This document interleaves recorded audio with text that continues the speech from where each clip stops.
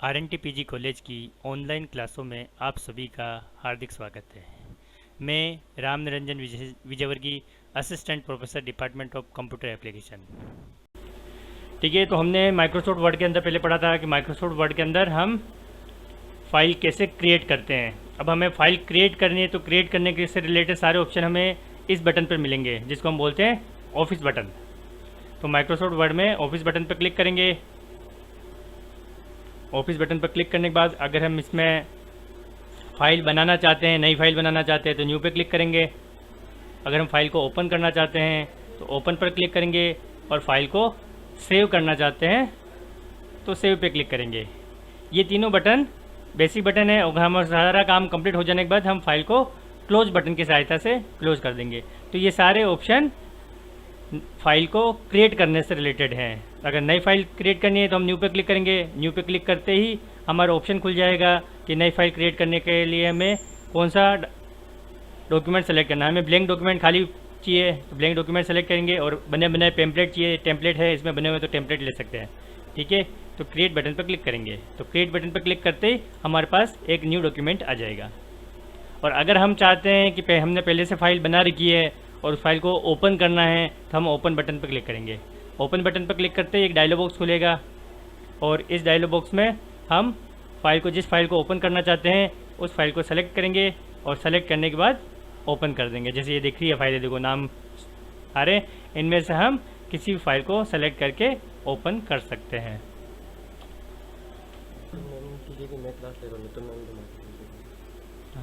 First year, ठीक है, तो इस तरह से हम फाइल को ओपन कर सकते हैं।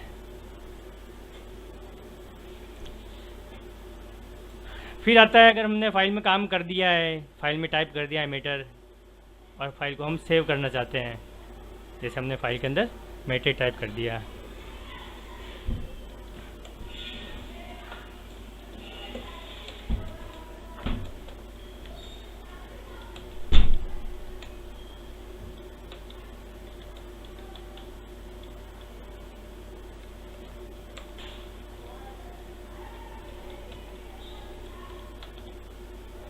जैसे ये मैटर मैंने टाइप किया।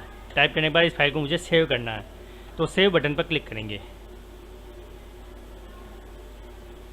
जैसे ही मैं सेव बटन पर क्लिक करता हूँ, ये पूछेगा हमें फ़ाइल का नाम क्या देना है। बाय डिफ़ॉल्ट ये अपने हिसाब से इसने नाम दे दिया। हम चाहते हैं इसका नाम ये नहीं रखना है, मुझे नाम चेंज करना है, तो मैंने रख दिया RNTAG।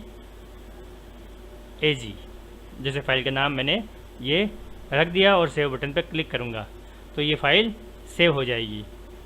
ठीक है, तो इस तरह से हम फाइल सेव कर सकते हैं। कभी हमने फाइल बना दी, सेव कर दी फाइल, और फाइल को सेव करने के बाद हम चाहते हैं इस फाइल का नाम चेंज करना, तो सेव एज ऑप्शन के द्वारा हम फाइल का नाम चेंज कर सकते हैं। तो यहाँ फाइल का नाम नया दे देंगे तो नए नाम से और फाइल सेव हो जाएगी। अब ये फाइल सेव कहाँ होगी, उसका लोकेशन ये देखो ऊपर आ रहा है, ऊपर यहाँ शो हो रहा है कि हमें फ़ाइल को सेव करना है तो कहाँ करना है।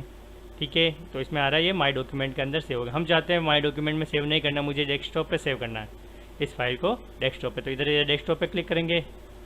ठीक है, डेस्कटॉप आ गया, और यहाँ मैं फ़ाइल का नाम जो भी रखना चाहता हूँ वो फाइल का नाम देके, जैसे मैंने फ़ाइल का नाम दे दिया ABC और सेव कर दिया।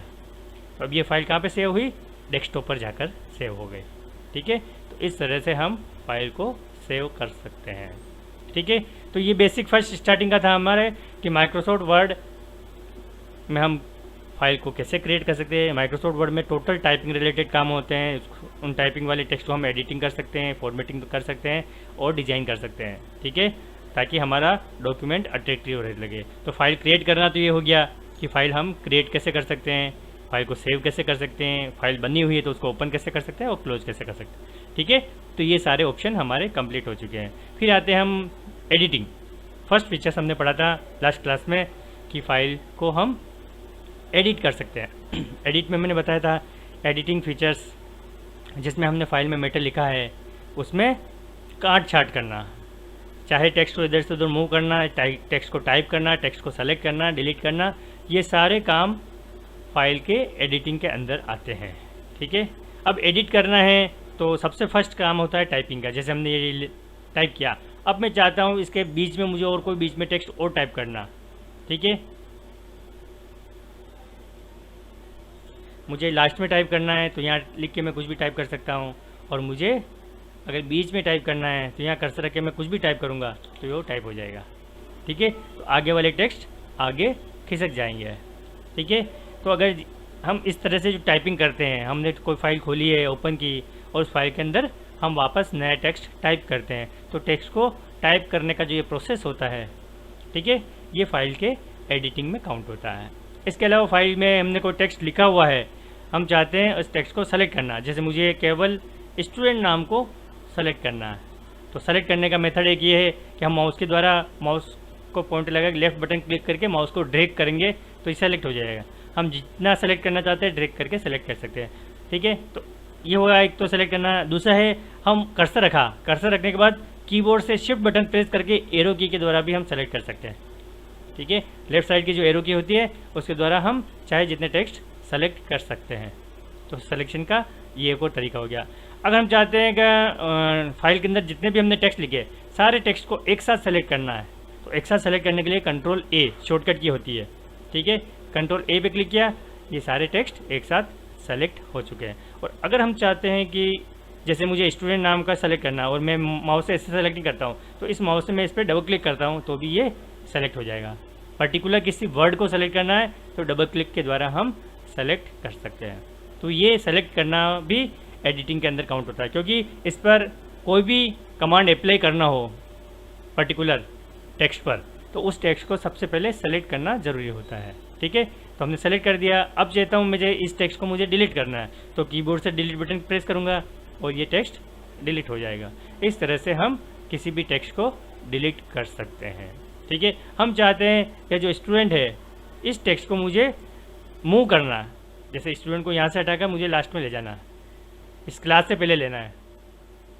ठीक है, अब स्टूडेंट को मूव करना है तो एक तरीका तो हो गया, इसको यहाँ से माउस से पकड़ के खींच लो। यहाँ माउस से पकड़ के मैंने जैसे इधर खींचा और ये स्टूडेंट इधर से हटकर इधर आ गया। ठीक है, इस तरह से हम मूव कर सकते हैं। और एक और तरीका होता है कीबोर्ड के अंदर कट और पेस्ट, हम किसी भी टेक्स्ट को कट कर सकते हैं। जैसे मैंने ऑल सेलेक्ट किया, ऑल को, और मैंने कट किया। कट करने के लिए देखो ऑप्शन यहाँ अवेलेबल है, कट, यहाँ से कट कर सकते हैं। और इसकी शॉर्टकट की भी यहाँ नीचे शो हो रही है, देखो कट पे जैसे ले जा रहा हूँ मैं, और ये शॉर्टकट की प्रेस कर रहा है कंट्रोल एक्स, हम कंट्रोल एक्स प्रेस करेंगे तो भी कट हो जाएगा। तो ये कट हो गया। अब मैं चाहता हूँ मुझे यहाँ चाहिए, तो पेस्ट बटन पर क्लिक करके मैं यहाँ ला सकता हूँ। जितनी बार पेस्ट करेंगे ये पेस्ट होता जाएगा। ठीक है, तो कट किसी भी टेक्स्ट को एक जगह से हटाकर दूसरी जगह ट्रांसफ़र करने के लिए काम आता है। इसी तरह कॉपी, अगर हमें कॉपी करनी है टेक्स्ट की, जैसे मैंने इस लाइन को सेलेक्ट किया सबको, पूरी लाइन की मुझे कॉपी करनी है, तो ये कॉपी हो गई। और इसी लाइन को मुझे वापस आगे ज़रूरत है तो मैं पेस्ट करता जाऊँगा, ये पेस्ट बटन पर क्लिक करूँगा, ये पेस्ट होता जा रहा। ठीक है, जितनी बार पेस्ट करूँगा ये पेस्ट होता जाएगा।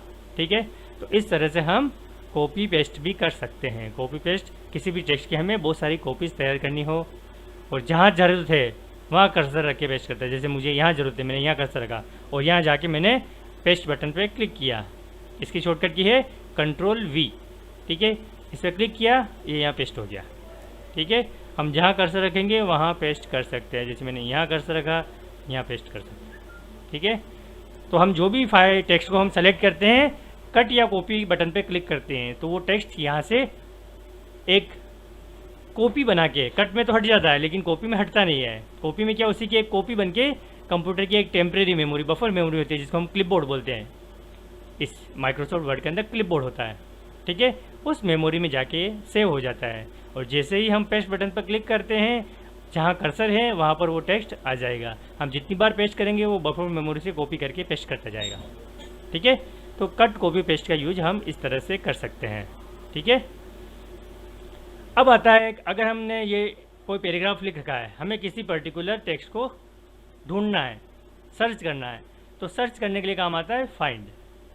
ठीक है, किसी भी टेक्स्ट को हमें ढूंढना है, सर्च करना है, तो फाइंड बटन पर क्लिक करेंगे।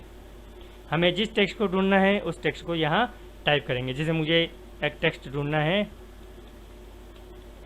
ऑनलाइन। ठीक है, अब जैसे ही मैं फाइंड नेक्स्ट बटन पर क्लिक करूँगा तो ये हाईलाइट करके बता देगा ये टेक्स्ट इस जगह है। जहाँ कर्सर है वहाँ से ये आगे सर्च करना चालू कर देगा। नेक्स्ट पे क्लिक करते जाएंगे और ये आगे से आगे हमें बताता जाएगा कि ऑनलाइन कहाँ पर लिखा हुआ है टेक्स्ट। ठीक है, तो ये इस तरह से हम किसी भी टेक्स्ट को ढूंढ सकते हैं। हम चाहते हैं कि जितने भी टेक्स्ट है वो सब हाईलाइट हो जाए, जहाँ जहाँ ऑनलाइन लिखे हुए तो ये हाईलाइट होकर बता देगा इस तरह से कि ऑनलाइन इस जगह शब्द इतने लिखे हुए हैं और टोटल कितने लिखे हुए हैं ये काउंट करके हमें बता देगा।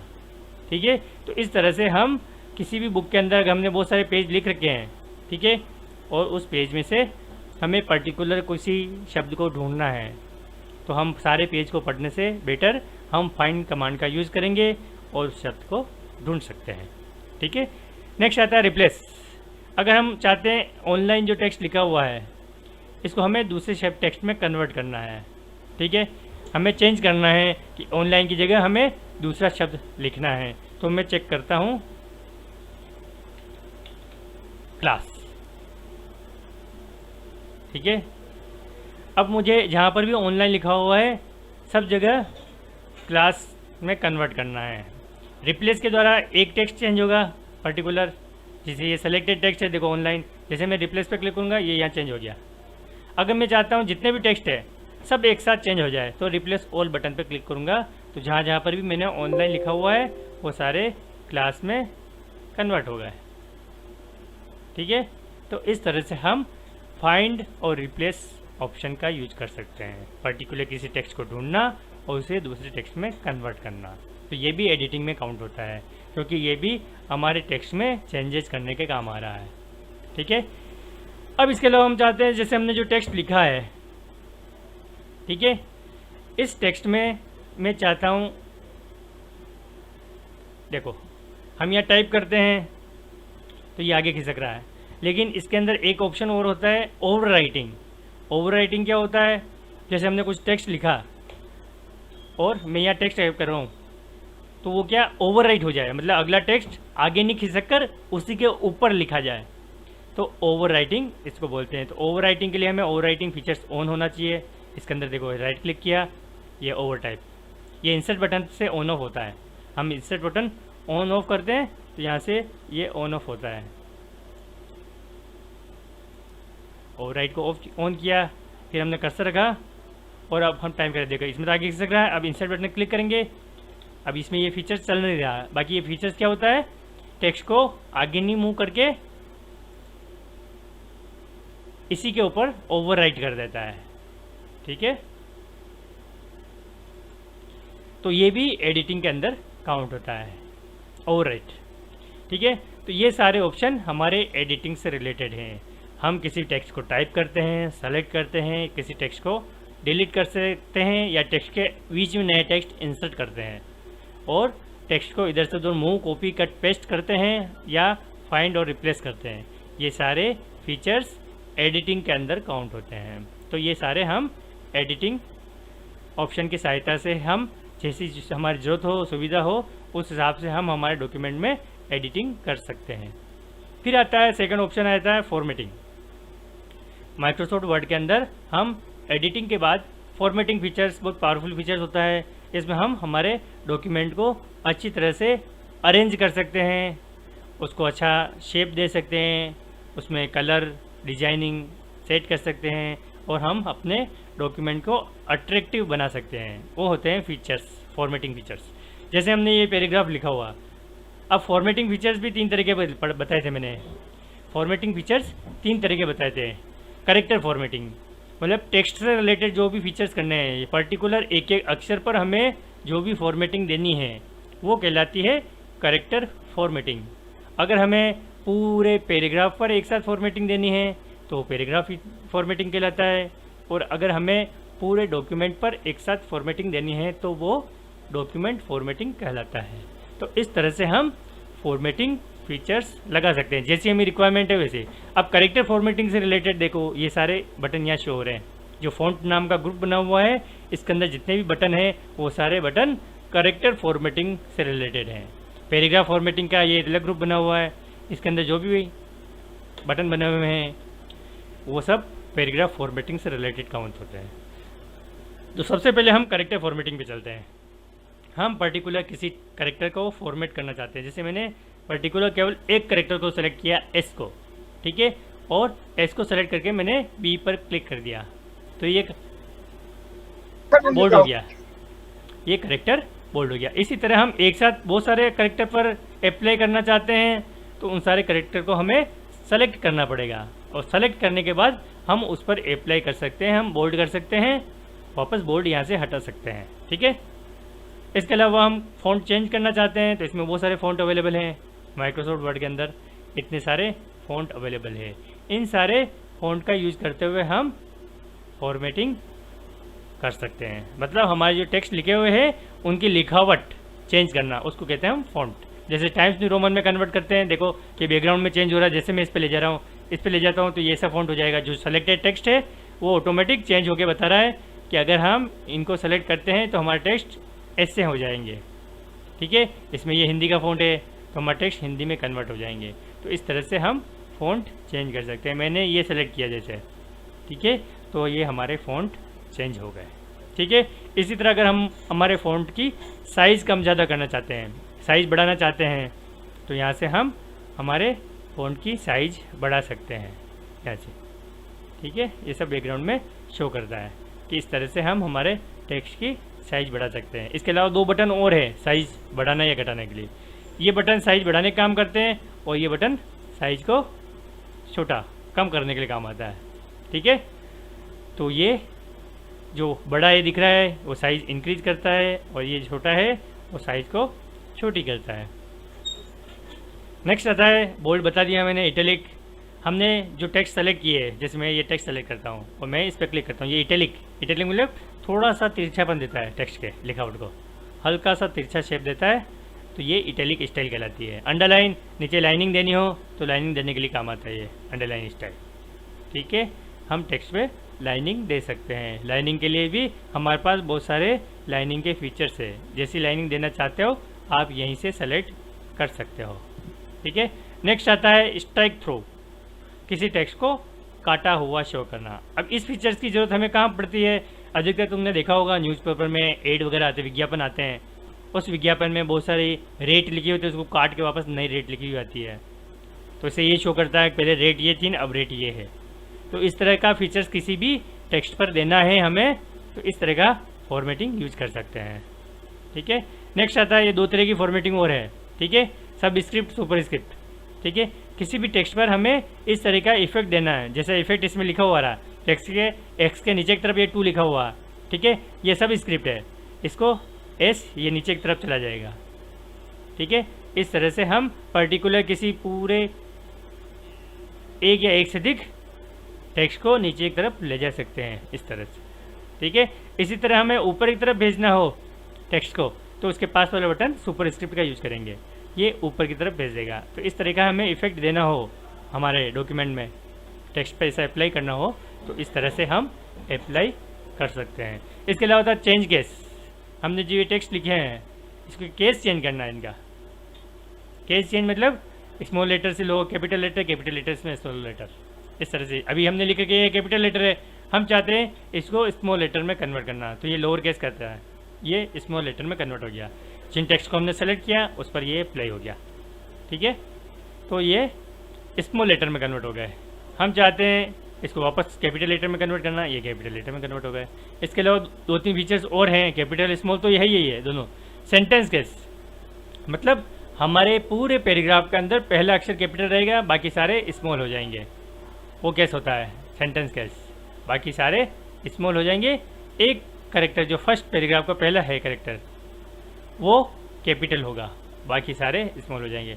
एक बार हम पूरे पैराग्राफ के एक साथ सारे चेंज कर देते हैं, लोअर केस में कन्वर्ट करते हैं, लोअर केस में कन्वर्ट हो गए।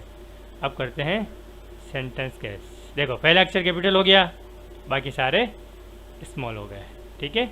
इस तरह से ये अप्लाई होता है। कैपिटलाइज्ड ईच वर्ड, हम चाहते हैं हर शब्द का पहला अक्षर कैपिटल हो, देखो जहाँ जहाँ पर भी शब्द चेंज हो रहा है हर शब्द का पहला अक्षर कैपिटल हो, उसके लिए ये ऑप्शन काम आता है, ठीक है। नेक्स्ट आता है, हम चाहते हैं कि हर शब्द का अपोजिट पहला अक्षर स्मॉल हो, बाकी सारे टेक्स्ट कैपिटल हो हर शब्द का, उसके लिए ये ऑप्शन काम आता है, टॉगल केस। जस्ट इसका अपोजिट है, इसमें हर वर्ड का पहला अक्षर स्मॉल हो गया, बाकी सारे कैपिटल हो चुके हैं।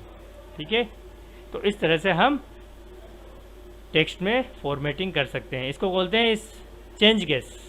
ठीक है, ये जो बटन है, इस बटन का नाम क्या है? चेंज केस, जिससे हम हमारे जो टेक्स्ट लिखे हुए हैं उनका केस चेंज कर सकते हैं। अब हम चाहते हैं एक पर्टिकुलर किसी टेक्स्ट को हाईलाइट करना है, तो उसके लिए हाईलाइटर का ना ऑप्शन है, ये हाईलाइटर पर क्लिक किया। हम चाहते हैं यहाँ से यहाँ के टेक्स्ट हाईलाइट हो जाए, यहाँ से यहाँ के टेक्स्ट हाईलाइट हो जाए। हाईलाइट करने के लिए काम आता है ये हाईलाइटर।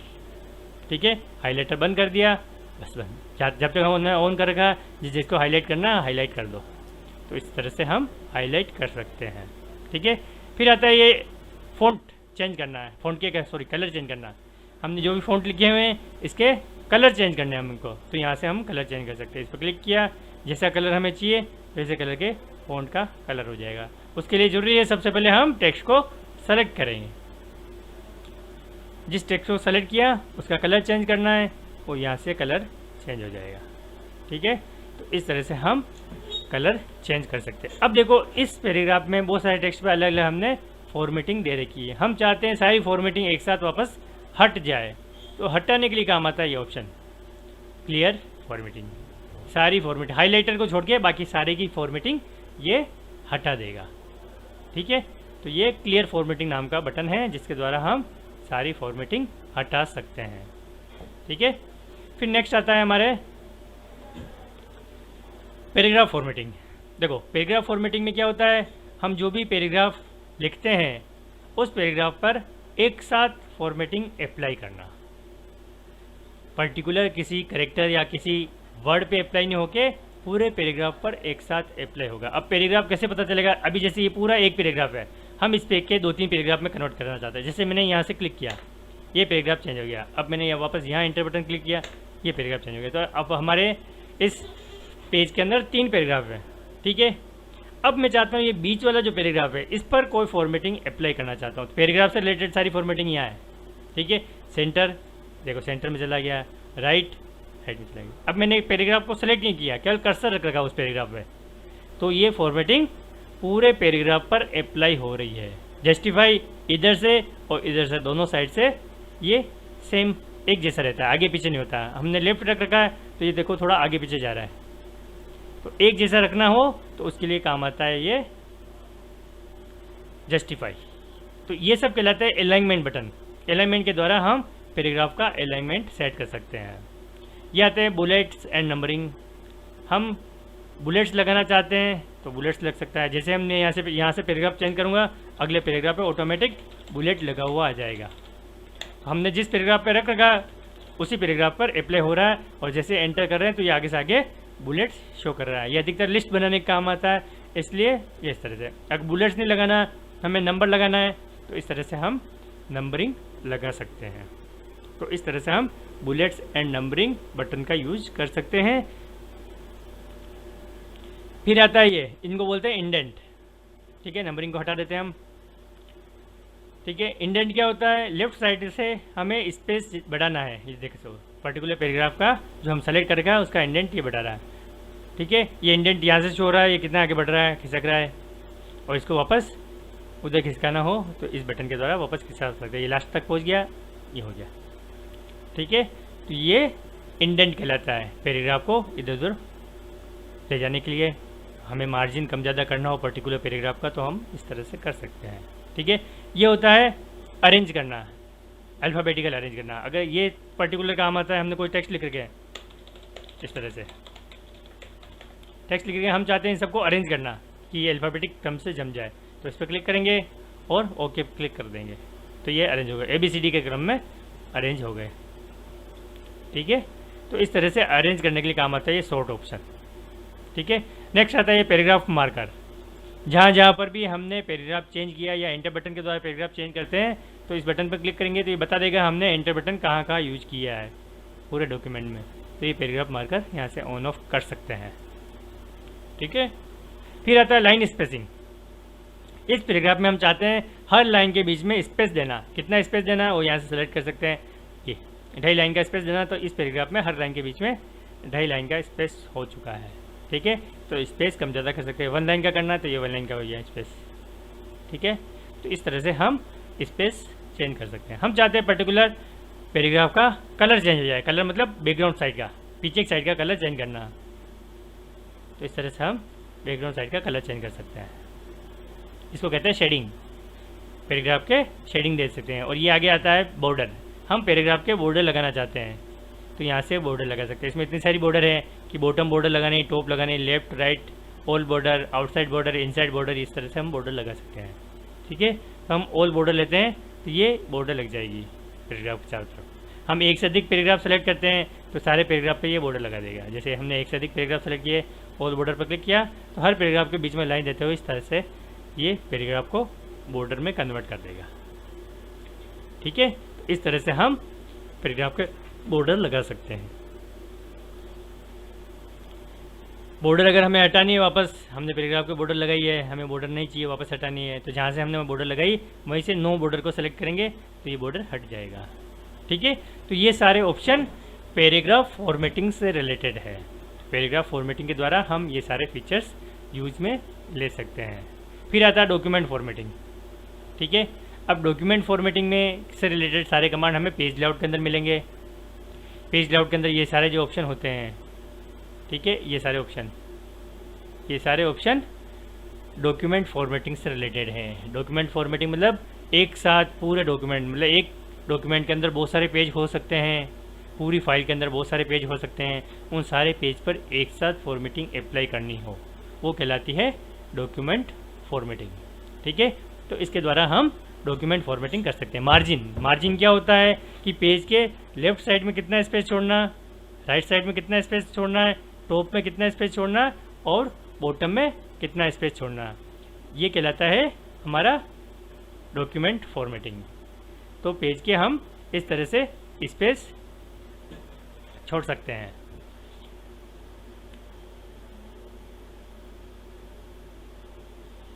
उसके लिए हम यूज करते हैं मार्जिन। ठीक है, ये सारे मार्जिन हैं, इन सारे मार्जिन का यूज़ कर सकते हैं। हमें नैरो मार्जिन चाहिए, वाइड मार्जिन चाहिए, चौड़े मार्जिन चाहिए, इस टाइप से जैसे मार्जिन चाहिए हम सेलेक्ट कर सकते हैं। ठीक है, फिर आता है ओरिएंटेशन, पेज को खड़ा रखना है या आड़ा रखना। दो तरह के ऑप्शन होते हैं इसमें। पेज को खड़ा रखना तो उसको पोर्ट्रेट बोलते हैं, और पेज को आड़ा रखना इसको लैंडस्केप बोलते हैं। तो दो तरह के ऑप्शन होते हैं। हम लैंडस्केप करते हैं तो पेज ये इस तरह से आड़ा हो जाएगा, और पेज को पोर्ट्रेट रखते हैं तो इस तरह से ये खड़ा हो जाएगा।